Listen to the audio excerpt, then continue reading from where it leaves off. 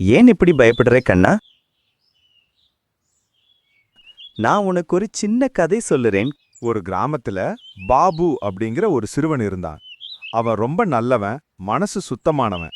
எல்லோருக்கும் உதவி செய்யும் நல்ல பழக்கம் அவனுக்கு இருந்தது. காலையில எழுந்தவுடன் அம்மாவுக்கு உதவுவான், அப்பாவோட சேர்ந்து வயலுக்கு போவான், அப்புறம் பள்ளிக்கு செல்வான். ரொம்ப நல்ல பையன் இல்லே தாத்தா?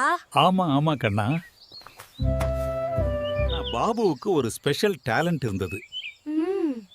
அவன் ரொம்ப அழகா இனிமையா பாடுவான். நான் பிரகாசிக்கிறேன், நான் பறக்கிறேன், எதுவும் எனக்கு உயரமில்லை. ஒரு நாள் கிராமத்தில் பள்ளி ஆண்டு விழா நடந்தது.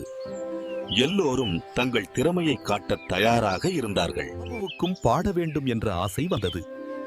ஆனால் மேடைக்கு செல்ல அவனுக்கு வெட்கமாகவும் பயமாகவும் இருந்தது. அப்புறம் அவன் தனது அம்மாவிடம் இப்படி சொன்னான். அம்மா, நான் பாடினா யாராவது சிரிச்சிருவாங்களோன்னு எனக்கு பயமா இருக்கு. அப்புறம் அம்மா என்ன சொன்னாங்க தாத்தா? சொல்றே கண்ணா. அப்போ அம்மா இப்படி சொல்றாங்க. பாபு, உன் குரல் சின்னதா இருக்கலாம், ஆனா உன் தைரியம் பெரியதா இருக்கணும். ரொம்ப அழகா சொன்னாங்க தாத்தா. ஸ்டேஜ் மேல பாபுன்னு பெயர் கேட்டவுடனே அவன் கைகள் நடுங்க ஆரம்பிச்சது. பாபு பயந்துகிட்டே மேடைக்கு மேல போயிட்டு மைக் பிடிச்சிட்டு நடுங்கினா. ஆனா அடுத்த நொடியிலே அம்மா மெதுவா சொன்ன அந்த வார்த்தை காதுல ஒலிச்சுது. அப்புறம் என்னாச்சு தாத்தா? பாபு மைக் பிடிச்சு பாட ஆரம்பித்தான். எழுந்தேன் அம்மா புன்னகையோடு, என்னால் தொடங்குது அவள் சிரிப்போடு. முடியும் என்று அம்மா சொன்னாள், அந்த வார்த்தை எனக்கு வலிமை தருது. நான் விழுந்தாலும் அம்மா தூக்குவாள், அவள் அன்பு எல்லா துக்கமும் போக்கும்.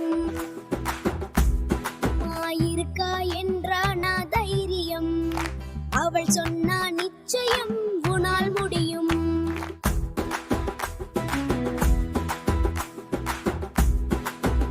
பாட்டு முடியும் முன்பே அங்கே இருந்த ஒவ்வொருவரின் மனதையும் தொடர்ந்து சென்றது. தட்டல் மழை பெய்ய ஆரம்பிச்சிடுச்சு. பாபு முதல் பரிசை வென்றான்.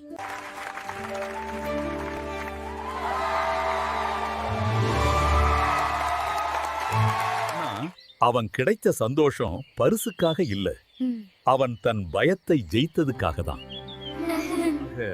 நீயும் உன் தைரியத்தை விடாதே. எப்போதும் தைரியமாக இரு, உனக்கு வழி அதுவே காட்டும். நன்றி தாத்தா. எந்த கஷ்டம் வந்தாலும் நான் தைரியமாக இருப்பேன்.